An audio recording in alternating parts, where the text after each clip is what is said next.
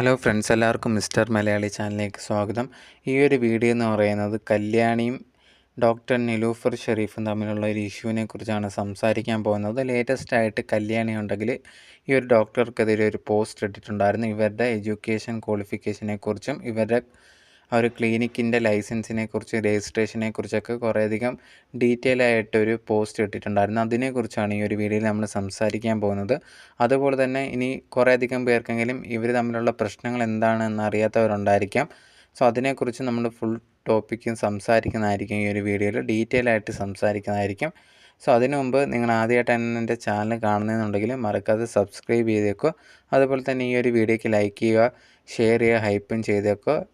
ഇതെല്ലാം ചെയ്യുമെന്ന് വിചാരിക്കുന്നു. നമുക്ക് വീഡിയോയിലേക്ക് പോകാം. ഈ ഒരു കല്യാണി എന്ന് പറഞ്ഞിട്ടുള്ള ഈ ഒരു പെൺകുട്ടി ഉണ്ടെങ്കിൽ ഇവർ സോഷ്യൽ മീഡിയയിലൊക്കെ ഭയങ്കര ഫേമസ് ആയിട്ടുള്ള ഒരു വ്യക്തിയാണ്. വീഡിയോസൊക്കെ ഫാമിലി വ്ളോഗാണ് കൂടുതൽ ഇടുന്നത്. പിന്നെ ഇടയ്ക്കിടയ്ക്ക് ബ്യൂട്ടി പ്രോഡക്റ്റും കാര്യങ്ങളൊക്കെ പ്രൊമോട്ട് ചെയ്യുന്ന ഒരു ആൾ കൂടിയാണ്.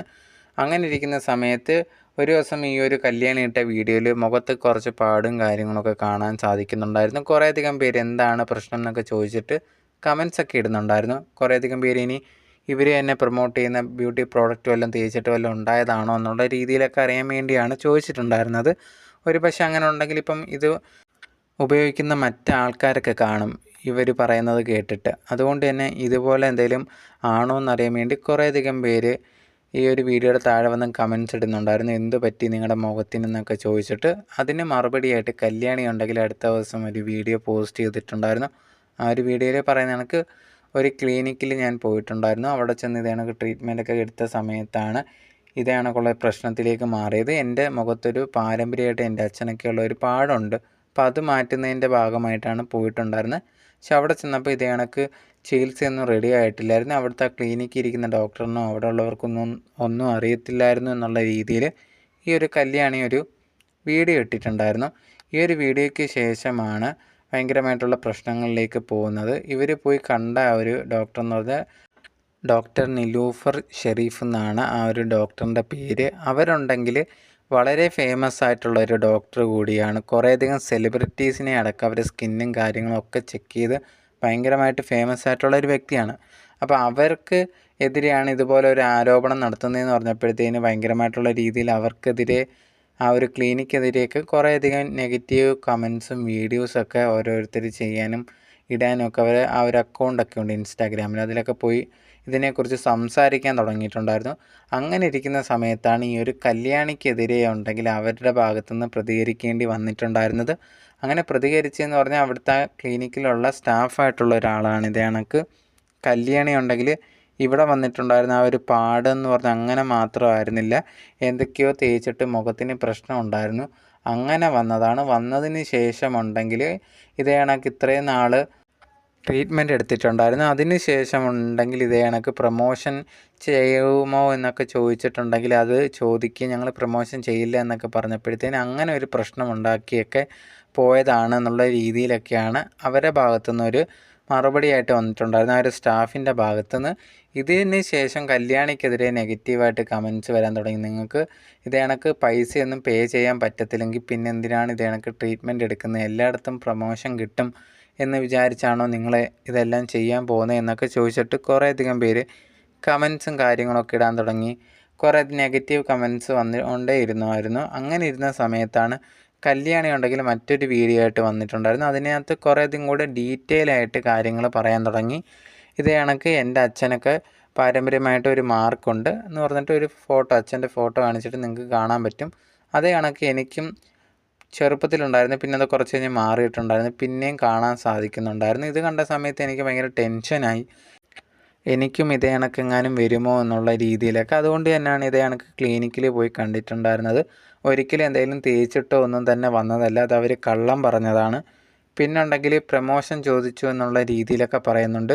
സത്യം അങ്ങനെയുള്ളൊരു കാര്യമല്ല. ഞാനവിടെ പോയി ക്ലിനിക്കിൽ പോയ സമയത്ത് അവർ പറഞ്ഞ 6 മാസത്തോളം വേണ്ടി വരും ഇത് മാറാൻ വേണ്ടി എന്നുള്ള രീതി പറഞ്ഞിട്ടുണ്ടായിരുന്നു. അത് അറിഞ്ഞിട്ട് തന്നെയാണ് ഞാനുണ്ടെങ്കിൽ ട്രീറ്റ്മെൻറ്റ് എടുത്തു തുടങ്ങിയിട്ടുണ്ടായിരുന്നത്.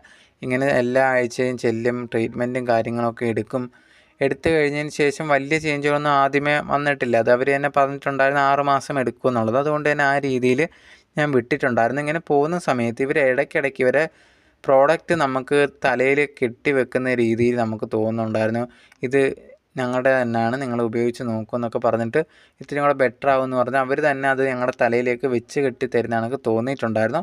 എന്തായാലും അതിങ്ങനെ ഉപയോഗിച്ചുകൊണ്ടിരിക്കുമായിരുന്നു. ഇടയ്ക്ക് വെച്ച് ഭയങ്കരമായിട്ട് പ്രശ്നങ്ങളൊക്കെ വന്നിട്ടുണ്ടായിരുന്നു.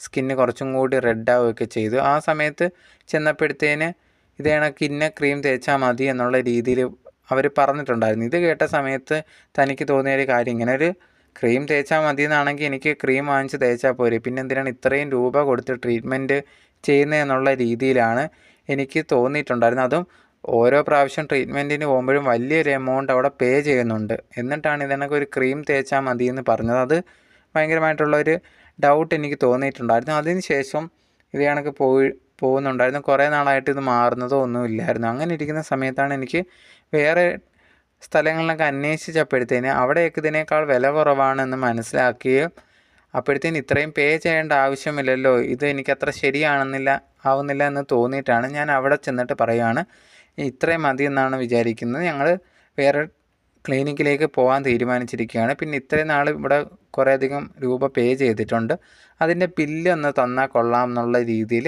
ഈ ഒരു കല്യാണി പറഞ്ഞു എന്നുള്ളതും. അങ്ങനെ അവർ ബില്ല് അയച്ചു തരാമെന്ന് പറഞ്ഞ് അങ്ങനെ ബില്ലൊക്കെ നോക്കിയ സമയത്ത് കറക്റ്റ് എന്തോ ടാലി ആവുന്നില്ല.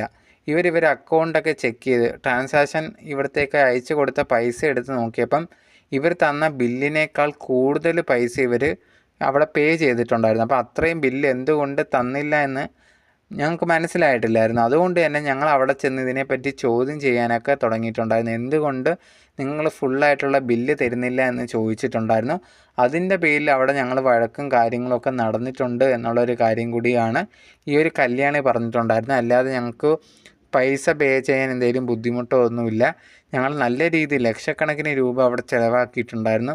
പക്ഷേ അവർ തന്ന ബില്ലുണ്ടെങ്കിൽ ഞങ്ങൾ കൊടുത്ത പൈസയുമായിട്ട് രണ്ടും രണ്ടായിട്ട് തോന്നിയത് കൊണ്ടാണ് അവിടെ ചോദ്യം ചോദിച്ചത്. അതിന് അവർ മറുപടിയും പറഞ്ഞിട്ടില്ലായിരുന്നു. അപ്പോഴാണ് ഞാൻ എൻ്റെ ഹസ്ബൻഡിനെ വിളിച്ചുകൊണ്ട് അവിടെ ചെന്നേ എന്നുള്ളൊരു കാര്യം കൂടി കല്യാണി പറഞ്ഞിട്ടുണ്ടായിരുന്നു. അവിടെ ചെന്ന് ഡോക്ടറിനെ കാണുകയും ഇതിനെക്കുറിച്ച് സംസാരിക്കുകയൊക്കെ ചെയ്തിട്ടുണ്ട്.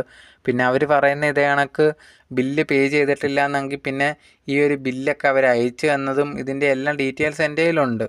ഞാൻ എന്തായാലും കേസായിട്ട് തന്നെയാണ് മുമ്പോട്ട് പോയേക്കുന്നത്. ഈ ഒരു വീഡിയോ കിട്ടിയതിന് ശേഷം ഉണ്ടെങ്കിൽ പിന്നെ ഈ ഒരു ഡോക്ടറിൻ്റെയൊക്കെ ഭാഗത്തുനിന്ന്, ഡോക്ടർ നിലൂഫർ ഷെരീഫിൻ്റെ അവരുടെ ഭാഗത്തുനിന്ന് കുറേ വോയിസും കാര്യങ്ങളും പുറത്ത് വന്നിട്ടുണ്ടായിരുന്നു. മറ്റേ യൂട്യൂബേഴ്സിൻ്റെ അടുത്ത് സംസാരിക്കുന്നത് അവർ പറഞ്ഞൊരു കാര്യം, ഇതേ കണക്ക് വന്ന് ഹസ്ബൻഡുമായിട്ട് പ്രശ്നം ഉണ്ടാക്കിയ സമയത്ത് ഞങ്ങളാണ് ഇവർക്കെതിരെ കംപ്ലയിൻറ്റ് കൊടുത്തിട്ടുണ്ടായിരുന്നത് എന്നുള്ള രീതിയിൽ അവർ പറഞ്ഞിട്ടുണ്ടായിരുന്നു. അത് നിങ്ങൾക്ക് വേണമെങ്കിൽ ചെക്ക് ചെയ്ത് അറിയാവുന്നതാണ്. പിന്നെ അവർ പറയുന്നതൊന്നും അല്ല സത്യം എന്നുള്ളൊരു കാര്യം. ഞങ്ങൾ കറക്റ്റായിട്ടുള്ള രീതിയിലാണ് അവർക്ക് ട്രീറ്റ്മെൻ്റ് എല്ലാം കൊടുത്തിട്ടുണ്ടായിരുന്നത്. ഞങ്ങൾ അവരെ തലയിൽ എന്തെങ്കിലും കെട്ടിവെക്കാനൊന്നും ശ്രമിച്ചിട്ടില്ല. ഇതെല്ലാം അവർ കള്ളം പറയുകയാണ് എന്നുള്ള രീതിയിൽ ഈ ഡോക്ടറിൻ്റെ ഭാഗത്തുനിന്ന് അവരതാണ് പറഞ്ഞിട്ടുണ്ടായിരുന്നത്.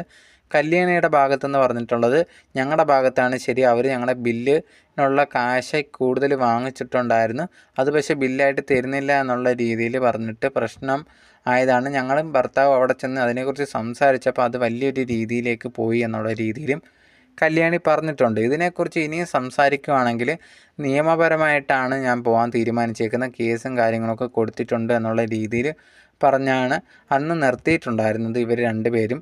അതിനുശേഷം ഇപ്പോൾ ലേറ്റസ്റ്റ് ആയിട്ടാണ് കല്യാണി ഉണ്ടെങ്കിൽ പോസ്റ്റ് ഈ ഒരു ഇൻസ്റ്റാഗ്രാമിലും അതുപോലെ തന്നെ യൂട്യൂബിലും ഇട്ടിട്ടുണ്ടായിരുന്നു. ഇതിനകത്ത് രണ്ടിലും ഈ ഒരു നിലൂഫറിൻ്റെ പേര് പറയാതെയാണ് അവർ കാര്യങ്ങൾ പറഞ്ഞിട്ടുണ്ടായിരുന്നത്. കുറേയധികം ആരോപണങ്ങൾ എനിക്ക് എതിരെ വന്നിട്ടുണ്ടായിരുന്നു. കുറേയധികം പേര് എന്നെ വിശ്വസിക്കുന്നവരുണ്ട്, മറ്റു ചിലർ എന്നെ വിശ്വസിക്കാത്തവരാണ്. ഞാൻ മെയിനായിട്ട് ഇതിനെപ്പറ്റിയൊക്കെ തെളിവുകളോടെ സംസാരിക്കാം എന്നുള്ളത് കൊണ്ടാണ് ഞാൻ വെയിറ്റ് ചെയ്തിരുന്നത്. ഇപ്പം ഞാൻ അതിനെക്കുറിച്ച് സംസാരിക്കാം എന്നുള്ളൊരു കാര്യം കൂടി പറയുന്നുണ്ട്. ഈ ഒരു ഡോക്ടർ നിലൂഫറിൻ്റെ ക്വാളിഫിക്കേഷൻ MBBS, അത് കഴിഞ്ഞിട്ട് ലണ്ടനിലെന്തോ MSc ആണ്, ഡെർമറ്റോളജിസ്റ്റിൻ്റെ ആ ഒരു ഇതെടുത്തിട്ടുണ്ട്. അപ്പം ഇതിനെക്കുറിച്ച് ഈ ഒരു പോസ്റ്റിനകത്ത് പറയുന്നുണ്ട്.